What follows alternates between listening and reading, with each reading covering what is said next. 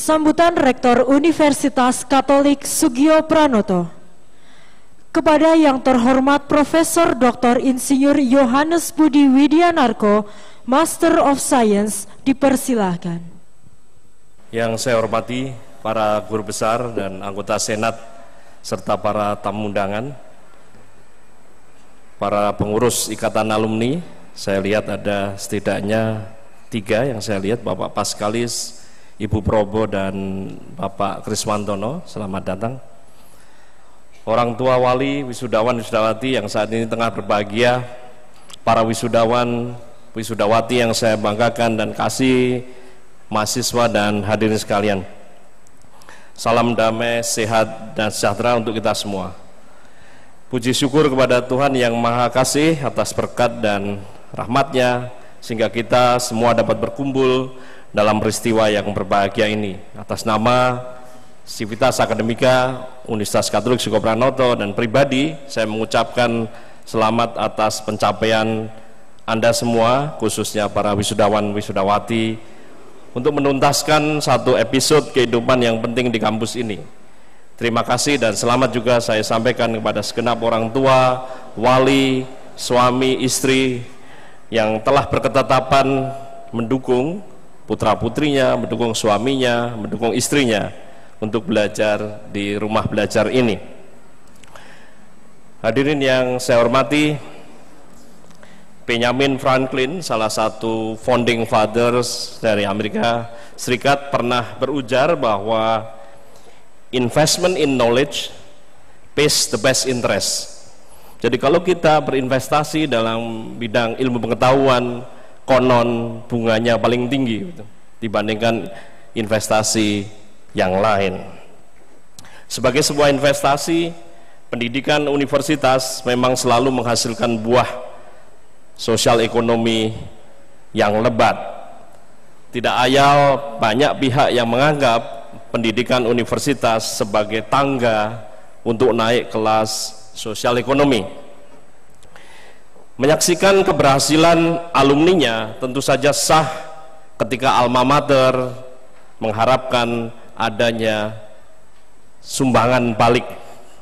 Semakin banyak alumni yang berkedudukan tinggi dalam pemerintahan dan dunia usaha, tentu saja sang alma mater semakin berpeluang untuk mendapatkan banyak sumbangan sebagai ungkapan terima kasih. Lantas digelarlah kegiatan-kegiatan seperti temu alumni, pulang kandang, dan bahkan di beberapa kampus dilakukan turnamen golf yang bukan hanya menjadi ajang kangen-kangenan belaka, melainkan lebih sebagai kegiatan penggalangan dana. Hadirin yang saya hormati, sejatinya relasi alma mater dan alumni tidak selalu sekedar penyaluran sebagian buah investasi pengetahuan seperti yang diungkapkan oleh Benjamin Franklin tadi. Tetapi seringkali universitas sebagai alma mater sering terjebak untuk membangun relasi dengan alumninya dalam kerangka pragmatis kontribusi finansial belaka, dimensi nirlaba, dimensi intangible dari alumni juga selayaknya diperhitungkan. Saya akan sedikit menukil kisah hubungan antara Muhammad Hatta dengan alma maternya yang mungkin mewakili sisi nirbenda ini, dimensi nirbenda dari relasi antara alumni dan alma mater. Dan yang menarik, tanpa kita berjanji, rupanya apa yang disampaikan oleh Pak Paskalis tadi juga sedikit banyak nyambung dengan apa yang ingin kami sampaikan. Pak Paskalis mengatakan bahwa alumni Sugio Pranoto bergerak melalui kegiatan-kegiatan yang memberikan keteladanan ya, kepada adik-adiknya, kepada masyarakat. Ini yang saya kira, yang saya sebut sebagai relasi nirbenda antara alma mater dan alumninya.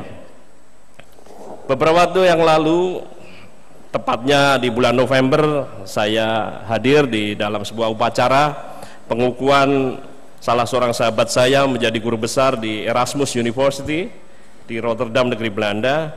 Dan di sana seperti biasa untuk membunuh waktu upacara. Pada saat prosesi saya sempat mengambil majalah kampus seperti majalah kita Kronik ini. Majalah kampusnya diberi nama Erasmus Magazine ya. Dan saya menemukan satu hal yang sungguh membanggakan di dalam majalah tersebut. Ternyata di kampus itu ada satu bangunan flat untuk mahasiswa internasional dengan nama Hatta Building. Tentu begitu muncul nama Hatta Building, saya sempat berpikir apa ini yang membangun Pak Hatta Rajasa? Pasti bukan ya, karena ini berbeda. Ternyata ini adalah mengambil nama dari salah satu bapak bangsa kita, Muhammad Hatta. Nama Hatta diambil dari Muhammad Hatta, salah satu di tunggal proklamator kemerdekaan di negeri kita tercinta Indonesia. Biasanya ketika orang sedang dalam perjalanan ya, seperti apa yang saya alami bulan lalu, dan ketika perjalanan itu saya tidak ditemani oleh istri, maka biasanya emosi saya lebih sensitif. Jadi dengan membaca satu artikel pendek itu, kemudian imajinasi saya juga kemudian liar kemana-mana, dan saya masih ingat tugas saya harus menyiapkan pidato untuk wisuda ini. Jadi saya selalu punya PR untuk menyiapkan pidato itu. Yang menarik untuk dipertanyakan adalah kaitannya dengan relasi nirbenda tadi ya. Yang dipertanyakan adalah mengapa nama Hatta yang dipilih untuk gedung itu.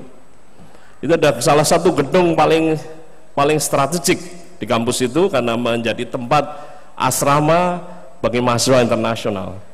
Dari puluhan ribu alumni Erasmus University, tentu saja Hatta bukan satu-satunya tokoh besar. Memang Muhammad Hatta hanyalah satu dari sekian banyak notable alumni universitas itu.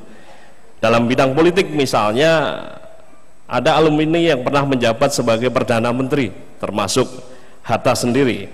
Tidak hanya satu, ada beberapa dari Universitas Erasmus di Rotterdam itu. Bahkan di bidang studi Hatta sendiri, yaitu ilmu ekonomi, banyak alumni Rotterdam yang menjadi tokoh internasional, termasuk pemenang hadiah Nobel Jan Tinbergen. Belum lagi sejumlah menteri, CEO korporasi internasional, dan guru besar ilmu ekonomi ternama di dunia turut melengkapi pelangi alumni Rotterdam. Di Indonesia sendiri kita mengenal Dr. Andes Radius Prawiro, Dr. Andes Kwek Kiangi misalnya adalah lulusan dari Erasmus University. Tentu saja pihak Erasmus University tidak gegabah di dalam memilih nama untuk bangunan Wisma Mahasiswa Internasional yang begitu strategik. Hatta memang tidak berhasil merampungkan studi doktornya di sana karena aktivitasnya di kancah politik. Beliau menyelesaikan seluruh tugas perkuliahan dan bahkan mempelajari secara intensif berbagai cabang ilmu ekonomi kecuali disertasi. Sehingga beliau hanya dalam tanda petik menyandang gelar doktorandus yang artinya adalah calon doktor. Segera setelah merampungkan studi HBS di Batavia pada tahun 1921, Hatta berangkat ke Belanda untuk belajar di Netherlands School of Commerce, cikal bakal Fakultas Ekonomi Erasmus University. Beliau belajar di sana selama 11 tahun. Jadi Pak Paskalis jangan terlalu gundah atau galau karena ternyata Muhammad Hatta menyelesaikan doktorandusnya dalam 11 tahun ya. Jadi jika dinilai dari pencapaian akademiknya, mungkin banyak orang yang akan menilai beliau sebagai sosok biasa-biasa saja. Tetapi jika kita cermati sepak terjang beliau di kancah politik pra-kemerdekaan, maka keputusan Erasmus University untuk menghargai beliau tidaklah diragukan. Belum lagi setahun belajar di Belanda, Hatta telah menjadi tokoh Perhimpunan Indonesia, sebuah perkumpulan kebangsaan di sana. Hatta selama 4 tahun selanjutnya berperan sebagai bendahara dan 5 tahun berikutnya sebagai ketua Perhimpunan Indonesia hingga tahun 1930.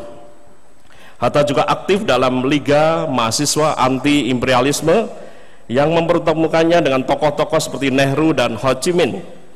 Seruan kemerdekaan untuk Indonesia diungkapkan oleh Hatta secara lantang dan terbuka dalam berbagai kesempatan melalui majalah PI, majalah Perhimpunan Indonesia yang bernama Indonesia Merdeka. Ini terjadi di tahun-tahun 1920-an, 1930-an. Jadi jauh sebelum kemerdekaan itu mewujud, Hatta sudah melakukan banyak kegiatan itu di sana. Pada tahun 1927, Hatta sempat dipenjarakan oleh pemerintah Belanda selama hampir 6 bulan karena dia adalah mahasiswa aktivis yang ingin memperjuangkan kemerdekaan tanah airnya. Tapi yang luar biasa adalah ketika dia harus mengajukan pembelaan di pengadilan, maka begitu banyak guru besar ilmu hukum dari beberapa universitas di Belanda yang mendukung dia untuk menyiapkan pembelaannya dan mendukung secara politis apa yang dilakukan si Hatta kecil ini. Pembelaannya yang bertajuk Indonesia Free atau Free Indonesia, Indonesia Merdeka, dalam sidang di pengadilan saat itu sempat menggetarkan banyak pihak dan bahkan kemudian menarik simpati di banyak kalangan terdidik dan politisi di negeri Belanda. Kemudian episode selanjutnya kita tentu semuanya tahu, sekembalinya ke Indonesia jejak perjuangan Hatta tidak bisa ditahan lagi hingga berpuncak pada proklamasi kemerdekaan 17 Agustus 1945 bersama Soekarno. Di luar ketokohan politiknya, Hatta juga penganjur koperasi. Sejumlah buku soal koperasi telah beliau tulis.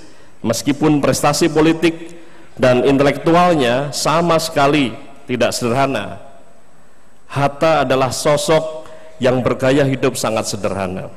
Jadi saya hubungkan lagi dengan relasi benda dan nirbenda antara alma mater dan alumninya.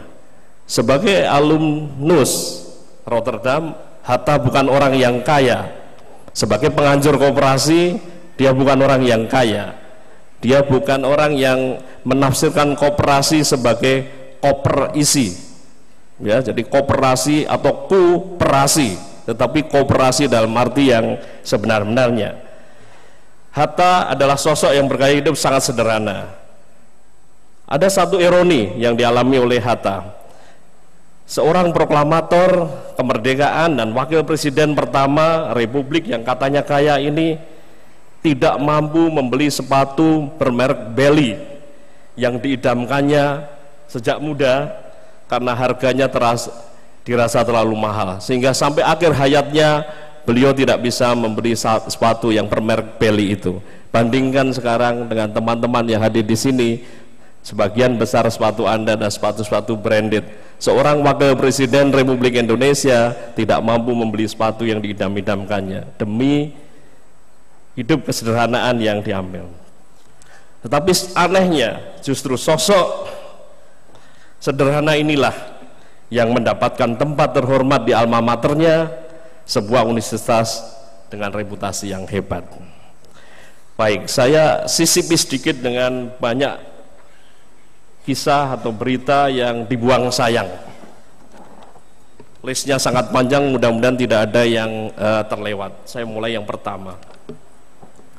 Secara khusus senior saya Profesor Agnes Widanti ikut di dalam prosesi wisuda ini demi mengantar lulusan Magister Hukum Kesehatan. Kita berikan tepuk tangan kepada beliau. Mengatakan hari ini yang lulus banyak, saya harus mengantarkan mereka semua. Terima kasih Prof. Widanti. Kemudian ini luar biasa, yang kedua, saya ingin mengundang Bapak Niko Altin Lumenta untuk berdiri sejenak. Bapak Niko Altin Lumenta, terima kasih Pak. Bapak Niko berusia 70 tahun. Masih. Terima kasih. Jadi apa yang disebut sebagai lifelong education itu sudah bukan slogan, itu sebuah kenyataan. Jadi untuk adik-adik terutama yang baru lulus, termasuk yang belum lulus di ujung sana, Ya, itu yang perlu dicatat. Education never stop, learning never stop, because actually human being is a learning species. Kita adalah spesies yang terus belajar. Ya. Sekalian dengan ini, kalau tidak berkeberatan, saya ingin mengundang Bapak Ibu wisudawan, tentu saja pasca sarjana, yang berusia di antara 60 sampai sebelum 70, 60 ke atas tapi belum 70. Kalau ada, saya mohon untuk berdiri. Kalau ada, tidak ada. Oke, kalau begitu, oh ada, kita berikan tepuk tangan untuk mereka. Ya, terima kasih. Jadi antara 60 sampai 70. 50 tahun yang lalu ada ungkapan life begin at 40, tapi sekarang life begin at 70. Ya. Jadi kita mulai muda itu setelah umur 70 lahir kembali. Baik, selanjutnya saya undang Bapak Ibu yang berusia di antara 50 sampai 60-an gitu. Apakah ada? Kayaknya banyak sekali sih. Nah, ini akan banyak sekali ya. Oke. Terima kasih untuk menjadi inspirasi bagi kami, termasuk bagi para dosen-dosen yang belum saja masuk 50 sudah merasa waktunya sudah habis. Enggak, waktunya masih panjang. Lihat pada Pak Niko memberikan contoh. Ini membawa semangat saya juga, Pak. Saya kadang-kadang juga berpikir, wah sebentar lagi pensiun. Tapi begitu melihat Bapak ini, wah saya ini belum ada apa-apanya, mesti harus bekerja lebih keras dan belajar terus ya. Yang indah dari sebuah universitas atau alma mater adalah kejadian-kejadian seperti ini. Jadi tidak ada salahnya kita duduk agak lama di ruang wisuda menyaksikan hal-hal kecil, bukan pidato rektornya. Kalau pidato rektornya mah biasa-biasa aja, tapi kejadian kecil, peristiwa-peristiwa kecil ini yang saya kira punya makna. Bagaimana seorang berusia 70 tahun masih mau studi, repot-repotnya masih mau pakai toga lagi, diwisuda oleh anak yang usianya 20 tahun di bawahnya. Coba bayangkan, yang wisuda ini kan kurang ajar ini sebenarnya ya. Itu hanya bisa terjadi di sebuah universitas di mana belajar tidak mengenal sekat usia, tidak mengenal hal-hal yang sulit. Termasuk selanjutnya saya juga ada seorang gembala di sini juga lulus ini, misalnya ini Brother Samuel Weru misalnya, Romo Samuel Weru, karena ada Romo ada Brother. Terima kasih Romo. Ya. Baik, tapi juga tidak adil kalau kita terfokus pada teman-teman yang terlalu senior ya. Kita juga harus melihat yang paling muda sekarang ya. Ini keadilan namanya. Saya ingin mengundang Saudari Alvita Ria Sanarian dari program studi manajemen yang baru berusia 20 tahun 8 bulan saya bersama, dan kebetulan terbaik lagi ya, kebetulan terbaik. Begitu juga saya kira saya juga harus menyebut sekali lagi Saudara Ivan Wijaya untuk berdiri, wisudaan terbaik dari program studi teknologi pangan yang ternyata juga tercepat 3 tahun 2 bulan, sehingga Pak Paskalis makin iri lagi. Ya inilah dunia, bahwa ada mereka-mereka yang ingin cepat, ada mereka-mereka juga ingin lambat ya. Jadi cepat dan lambat adalah pilihan. Pertanyaannya adalah pilihan dosennya atau mahasiswanya ya. Kalau dosennya susah dicari berarti pilihan dosennya ya, kalau bimbingannya terhambat. Mudah-mudahan tidak terjadi. Baik, kemudian pada hari yang berbahagia ini kami ingin berbagi kebahagiaan bersama semua yang hadir di sini, untuk kebahagiaan yang dirasakan oleh teman-teman kami, tenaga pengajar di universitas kami. Saya undang untuk berdiri Saudari Bernadetta Rosalina Dwi Anggraini dari program Magister Manajemen. Ya, silakan tetap berdiri, tetap ya.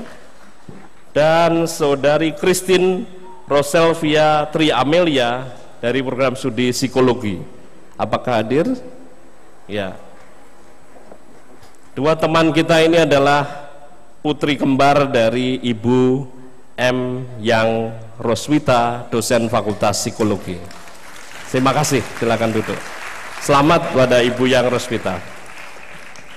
Kemudian masih dosen Fakultas Psikologi yang berbahagia, saya undang Saudara Immanuel Nugraha Pratama dari program studi akuntansi untuk berdiri.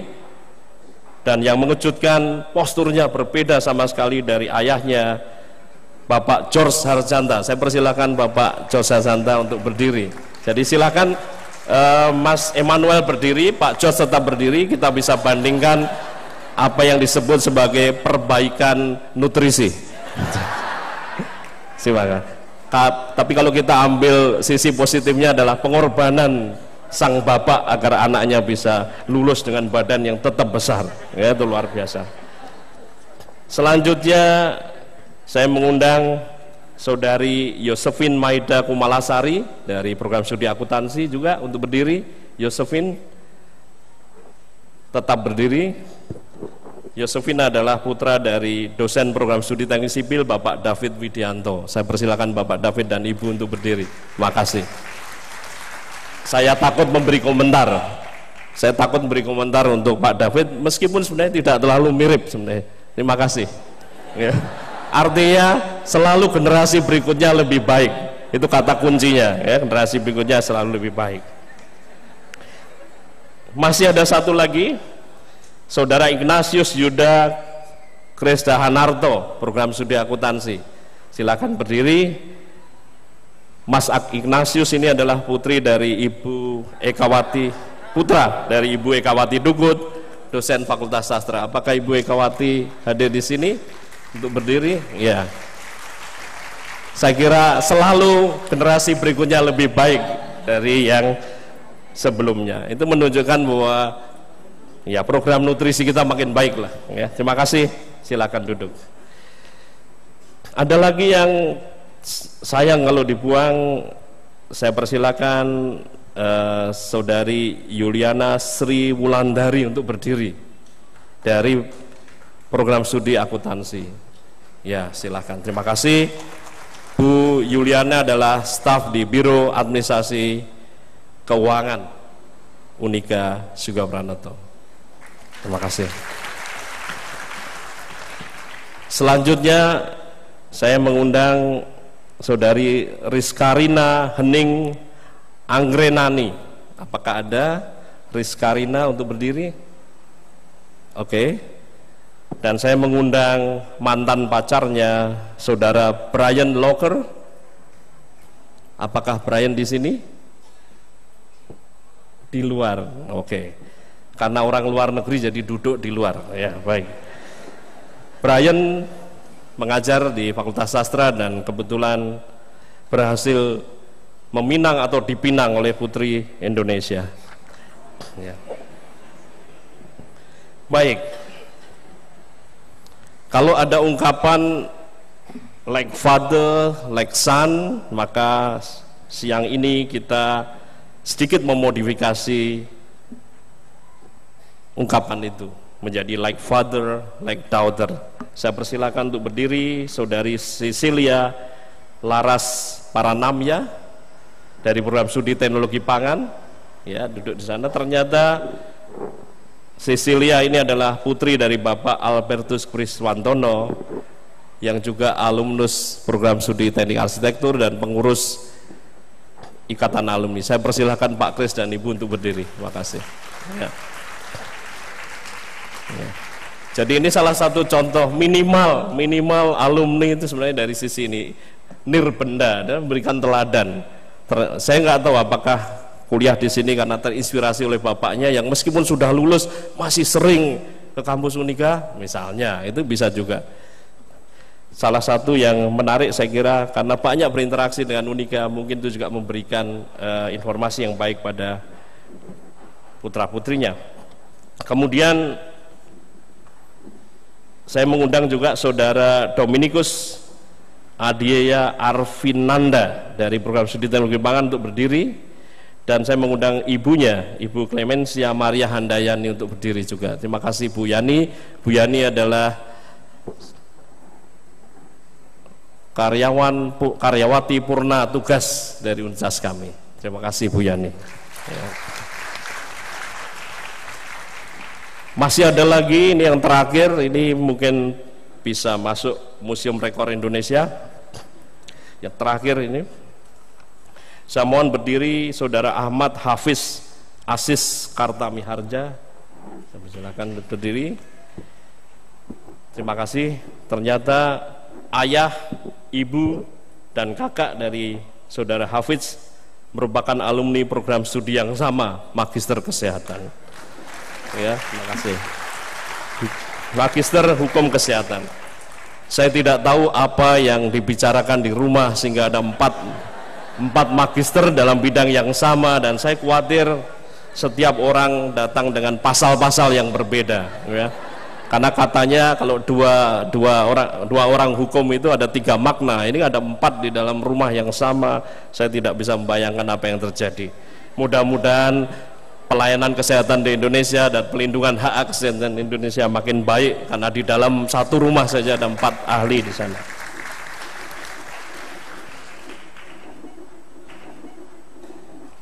Para wisudawan wisudawati yang saya banggakan, berkaca dari kisah Hatta tadi, marilah kita belajar dari kesederhanaan hidup dan ketidaksederhanaan karya seorang Muhammad Hatta. Unika Sugio Pranoto, alma mater kita yang mengusung moto Talenta Pro Patria et Humanitate, menunggu kelahiran sosok-sosok seperti Hatta dari haribaannya. Sosok-sosok itulah yang akan mengharumkan nama alma mater. Semoga di antara wisudawan wisudawati yang berada di ruangan ini pada waktunya nanti akan mengharumkan nama alma mater Universitas Katolik Sugio Pranoto seperti Hatta yang mengharumkan Universitas Erasmus. Terakhir, saya harus menutup dengan beberapa pengumuman. Berangkat dari pengalaman wisuda periode yang lalu, mohon kepada para wisudawan untuk waspada terhadap telepon yang mengatasnamakan Profesor Dr. Y. Budi Widianarko, saya sendiri, ya. Karena suara saya itu mungkin mudah ditiru, jadi kalau ada telepon dan meminta Anda berangkat seminar ke Jakarta dengan memberikan nomor rekening dan seterusnya, itu adalah penipuan. Tapi cara yang terbaik untuk meriksa ulang adalah silahkan menghubungi Sekretariat Rektorat jika ada tawaran-tawaran yang menggiurkan. Ini kita hidup di dunia yang penuh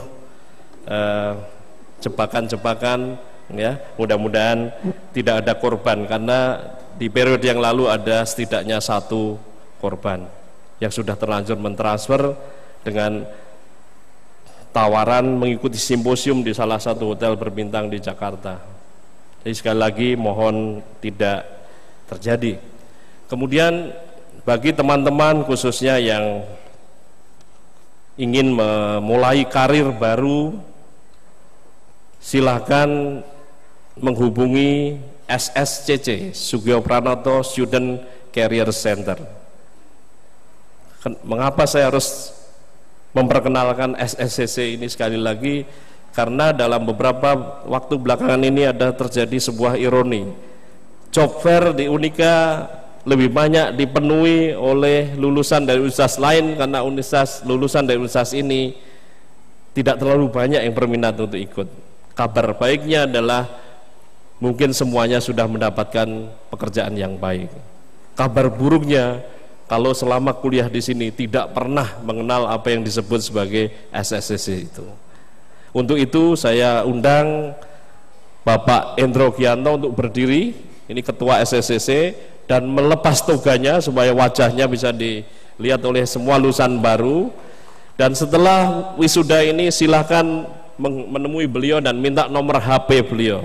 Kalau tidak diberi, dilaporkan kepada rektor. Jadi minta nomor HP, karena beliau akan membantu teman-teman yang akan meniti karir di korporasi, di perusahaan-perusahaan. Beliau itu yang bertanggung jawab. Pak Endro Gianto akan membantu dengan sepenuh hati teman-teman sekalian. Terima kasih Pak Endro.